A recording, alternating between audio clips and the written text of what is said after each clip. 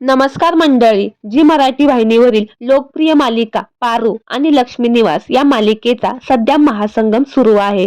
किर्लोस्कर कुटुंबात आदित्य अनुष्काच्या लग्नाची धामधूम सुरू आहे, तर दळवी कुटुंबात जयंत जान्हवीच्या लग्नाआधीच्या विधींना सुरुवात झाली आहे. दोन्ही कुटुंब एकत्र येऊन हे भव्य कार्य पार पाडत आहेत. त्यामुळे सध्या या दोन्हीही मालिका विशेष चर्चेत आहेत.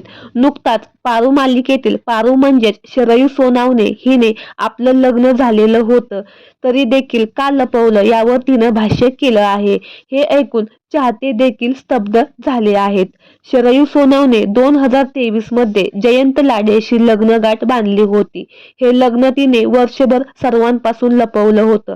लग्नाच्या पहिल्या वाढदिवसाच्या दिवशी तिने लग्न केल्याचं जाहीर केलं होतं. त्यामुळे चाहत्यांना सुखद धक्काच बसला होता. पण तिने असं का केलं यामागचा खुलासा तिने स्वतःच केला आहे. तिने सांगितलं की लग्न लपवून ठेवण्यामागचं माझा काही वेगळा विचार नव्हता. त्यावेळी माझी एक मालिका सुरू होती. त्यामुळे उगाच माझ्या मनात विचार येऊन गेला की मालिका सुरू आहे आणि अचानक मी लग्न केलं होतं.